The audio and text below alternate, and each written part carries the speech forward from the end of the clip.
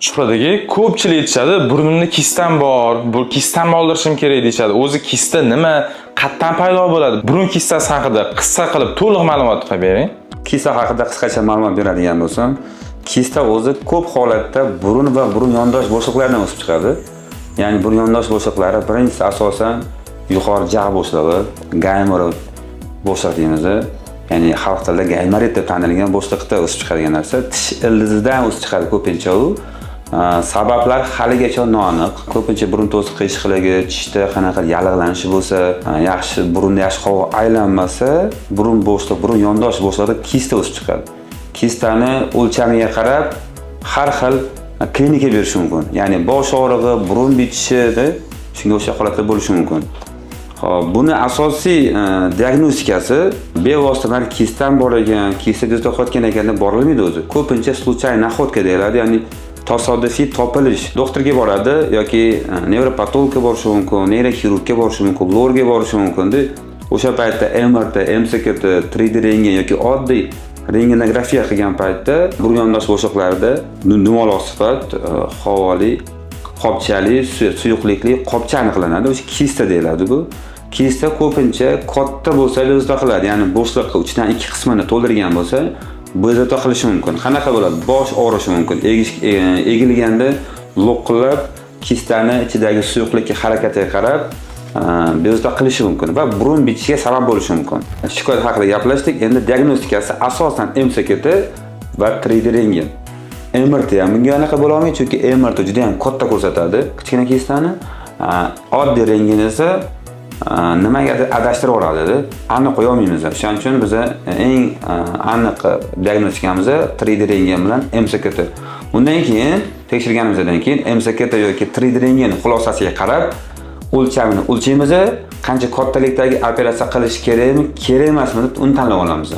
Xo'p, shu yerda yana bitta narsa, agar kista kichkina bo'lsa, uni oldirish shart emas, to'g'rimi? Yuraveradi. O'sha haqida gaplashmoqchiman. Haqiqat, agar kista juda ham o'lcham jihatdan kichkina bo'ladigan bo'lsa va bezovta qilmayotgan bo'lsa va tasodifiy topilish, siz boshqa maqsadda MRT, MCT qildingiz, lekin kista aniqlanib qolgan bo'lsa, bunga tegish shart emas. Bu bezovta qilmasligi ham mumkin va eng qizig'ichi o'zini so'rilib ham ketishi mumkin va butun umr siz bezovta qilmasligi ham mumkin. Bemori kistasi qayerdan kelib chiqqanligini aytib bera olmaysiz, to'g'rimi? Uni hali anaqasi kelib sababi yo'q. Noaniq. Ildizdan deydi, havo yaxshi aylanmagandan deydi yoki bitta hujayrani ichida suv to'lib qolgandan sharqsifat chiqadi deydi, lekin sababi noaniq. Xo'p, asorat bergandan keyin operatsiya qilish tavsiya qildingiz. Va operatsiyasi qanaqa bo'ladi, qancha vaqt bo'ladi? Shular haqida ma'lumot bering. Operatsiyasi haqida. Juda ham to'g'ri savol. Operatsiyasi ham har xil bo'ladi. Agar bu aytganimdek hajm jihatdan o'lchami gaymer bo'shliqqa 3 dan 2 qismini to'ldiradigan bo'lsa, ya'ni katta bo'ladigan bo'lsa, operatsiya ko'rsatma bo'ladi. Va shu bilan bir qatorda ko'pincha burun to'siq qiyshiqligi aniqlanadi. O'shanda birato'la burun to'sig'ini to'g'rilab, operatsiya olib tashlash kerak bo'ladi. Operatsiya qilib olib tashlashning ham ikki xil usuli bor. Bittasi eski usul, ya'ni lab tagida kesib, suyak darcha qilib ochib qilinadigan usul. Ikkinchi usul esa burun ichidan qilinadi, ya'ni FES deyiladi, funksional endoskopiya sinus xirurgiya. Burun ichidan hech qanday kesilmaydi, anatomiya buzilmaydi, qaysi ma'noda nervlar kesilmaydi, ko'p qon yo'qotish holatlari bo'lmaydi. Tabiiy yo'li kengaytirilib, o'sha yerdan kista olib tashlanadi. Bu zamonaviy usul hisoblanadi hozirgi kunda. Lekin ko'p doktorlarimiz haligacha eski usuldan foydalanadi, lekin eski usullar kamchiligi haqida gapirib o'taman. Qisqacha bo'lsa ham, birinchi lab tagidan kesiladi. Ikkinchidan shu tomon shish bo'ladi va hafta 10 kungacha shish bo'lishi mumkin. Va yuqori jag'dagi tishlarni yaxshi sezmaydi. Qaysi tomoni kista bo'ladigan bo'lsa, o'sha tomonni tish yaxshi sezmaydi. Lablarda ham sezishi sezgilar kamayib ketadi. Nimaga? Nerv kesiladi, bevosita nerv, qon tomir kesiladi lab tagidan kirganda. Zamonaviy burun ichidan endoskop yordami qilinsa, tabiiy yo'l kengaytiriladi, hech qanaqa nervlar kesilmaydi, arteriyalar kesilmaydi, yuzdan shish holati bo'lmaydi. Hattoki operatsiya bo'lgan kuningizdan operatsiya bo'lganini hech kim bilmaydi, chunki yuzda shish holatlari kuzatilmaydi. Xo'p, yana bitta savol. Operatsiya ikki xil dedingiz. Operatsiyani qanaqa jarayonni internetdan yoki YouTubedan qidirib ko'rsa bo'ladimi? Bo'ladi. Umuman o'shaning uchun nima deb yozish kerak? Ko'pchilik operatsiya ko'rishga qiziqadi. Nima deb yozish kerak? YouTube'gami, internetgami farqi yo'q. Xo'p, YouTube'ga yozadigan bo'lsak, FES deb yoziladi. Lotincha harfda F, E, S, S. FES. Functional Endoscopic Sinus Surgery. Bu birinchisi. Ikkinchisi endonazal endoscopic gamerotomiya deyilsa ham aynan o'sha operatsiyani turlari chiqib keladi. Bu hozir aytganim zamonaviy operatsiya sanaladi. Ikkinchisi esa uni o'zi ilmiy nomda Caldwell Luke bo'yicha operatsiya deb yozilsa, unda ham chiqib keladi. Men sizlarga operatsiyani yozib qo'yaman. Caldwell Luke operatsiyasi bo'yicha lab tagidan kesib, uni tomosha qilish, ko'rish birinchi sal qo'rqinchroq. Ya'ni lab tagidan kesiladi, qonaydi deb, shuning uchun tavsiya bermayman. Operatsiya qilishga ham tavsiya bermayman va operatsiya ko'rishga ham tavsiya bermayman, chunki hozir qo'rqinchroq. Birinchidan qilinadigan unaqa qo'rqinch narsa emas. Kissa qolib shundoq ko'rib turadi.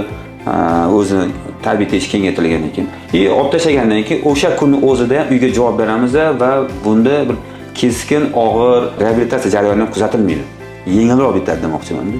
Demak, hozir burun kistasi bor odam unaqa voqmay tushish kerak emas, to'g'rimi? Unaqa qo'rqitish kerak emas, unaqa voqmali narsa emas. To'ppa-to'g'ri. To'g'rimi? To'ppa-to'g'ri. Agar kichkina bo'lsa, timol tegish kerak emas. Ko'p shifokorlar, ko'p vrachlar, aynan ular xirurglar kichkina bo'lsa operatsiya qilish kerak deydi, tegish kerak emas.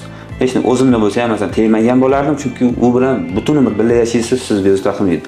Katta bo'lsa og'riq beradi shu tomonga, shu bilan xavfi bor-da uni. Chunki ko'pchiligimiz kista desa, o'sha voqma, nimadir oldirish kerak, ertaga muammo bo'ladi deb aytishadi. Mana misol uchun siz aytasiz, kichkina kista bo'lsa tegish kerak emas deysiz. Uni qanchadir vaqtda ko'rib turish kerakmi? O'syaptimi yo'qmi yoki kichrayib ketdimi, so'rilib ketdimi, har 6 oydan 1 yildanmi? Nima deysiz shunga? Endi o'zingiz uchun agar bezovta qilsa 3D rentgen qilib turishingiz mumkin. Unda ham har doim emas, bezovta qilsa boshingiz og'riyapti, misol uchun sababsiz, shamollamagansiz, tashqarida quyosh issiqmas, sovuqmas, asabiylashmadagi bosh og'riyapti. O'sha kista kattalashmadimikin deb ko'rishingiz mumkin. 1 yilda 1 marta yoki 2 yilda 1 marta 3D rentgen yoki MCT. Endi MCT juda ham birinchidan qimmatroq, navbat yozilish kerak. Eng oson yo'l 3D rentgen. Ham tez chiqarib beradi, ham xuddi o'sha MCT o'xshagan xulosani beradi bemalol. Arzon ham. Shuni qilib, xulosani olish kerak shifokordan bo'ldi. Eskisini saqlab turish kerak bo'ladi. Plyonкасы hech bo'lmasa solishtirish uchun. Men Shuhrat Rifkatovich 12 yillik tajribaga ega bo'lgan lor xirurgman. YouTube kanalimda aynan burun operatsiyalar, endoskopik operatsiyalar, zamonaviy operatsiyalarni doimiy qo'yib boramiz, xudo xolasa. Keyingi videoda esa aynan burun va burun yondosh bo'shoqlarida polip, ya'ni yaxshi sifatli hosillarni qachon o'sib keladi, qanday bo'ladi haqida to'liq ma'lumot beraman. Bizdan kuzatishda davom etinglar. Bizning manzil Toshkent shahar, Chilonzor metro, Singapurskiy institut ro'parasida Toshkent Lord Center.